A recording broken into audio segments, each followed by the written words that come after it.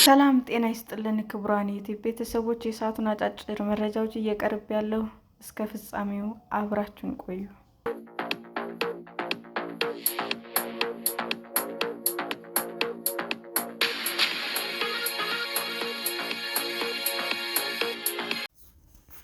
አሜሪካ የሩሲያን ነዳጅ ላይ የተጣለውን ማዕቀብ ተነስቶ የሚቆይበት ጊዜ ማራዘሟን የዩክሬን ፕሬዝዳንት አወገዙ።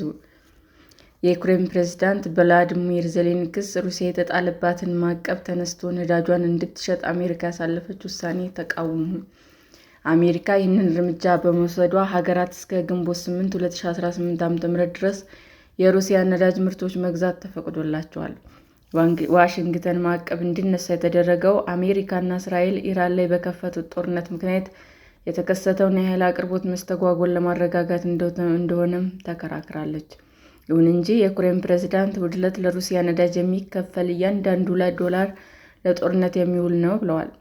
ፕሬዝዳንት ፑቲን እንደ አውሮፓውያን አቆጣጠር የካቲት 2022 ዩክሬን ላይ ሙሉ ለሙሉ ወረራ ሲከፍቱ ሩሲያ ላይ ሰፊ ማዕቀቦች ተጥለዋል።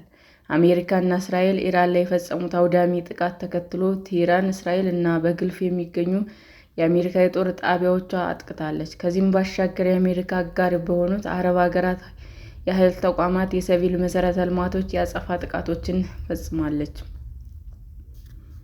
ጠባብ የባህር መተላለፊያ የሆነውና 20% የዓለም ነዳጅ ፈሳሽ ጋዝ መጓጓዣ የሆነው የሆርሙዝ ወሽመጥ ዘግታለች። ይህ የዓለም የነዳጅ ገበያ ትርምስ ውስጥ ያስገባ ሲሆን ወሽመጡ በፍጥነት የማይከፈት ከሆነ የዓለም ምጣኔ ሀብት ውድቀት እንደሚገጥመውም ተሰግቷል።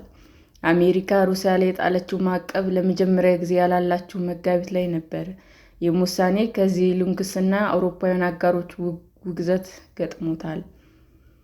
ባለፈው አርብ የአሜሪካ ነዳጅ ለሚያስፈልጋቸው ተደራሽ መሆኑን ለማረጋገጥ በሚል ላይ ያለው ማዕቀብ መፈጸሚያ ቀኑ እንደሚራዘም ገልጻለች።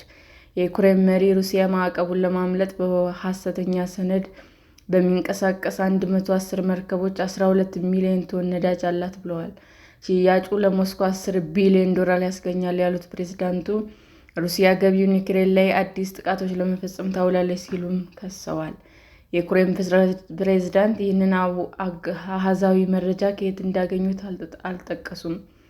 ባለፈው ሳምንት ሩሲያ ከ2360 በላይ የድሮን፣ ከ1320 በላይ የአየር ቦምቦች እና 60 የሚጠጉ ሚሳይሎችን ተጠቅማ በተለያዩ ከተሞችና ማህበረሰቦች ላይ ድብደባ ፈጽማለች ብለዋል።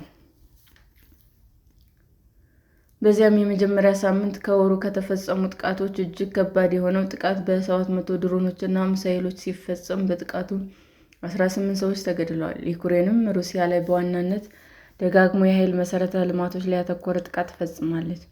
ምንም እንኳ ጥቃቶቹ ቢቀጥሉም ጦርነቱ ያለበት ቦታ ላይ መቆሙ እየተነገረ ሲሆን ሩሲያ 20% የዩክሬን ግዛት እንደተቆጣጠረች ናት። ጦርነቱ ለመቋጨት በአሜሪካ የተጀመረው ጥረት በኢራን ጦርነት ምክንያት ተጓቷል። ሰላም ጤና ይስጥልን ውድ የዩቲዩብ ቤተሰቦቼ እንዴት ናችሁ? አዲስ ጀማሪ ነኝና ሰብስክራይብ ያደረጋችሁ አበረታቱኝ። አመሰግናለሁ። የዩቲዩብ አድማጮቻችን ለሰዓቱ ያቀረብኩላችሁ አጫጭር መረጃዎች ይህንን ይመስል ነበር። በሌላ መረጃ እስክንገናኝ ሼር፣ ላይክ፣ ሰብስክራይብ እንዲሁም ቢቀርብልን የምትሉት መረጃ ካለ ኮሜንት እያደረጋችሁ ቸር ቆዩን።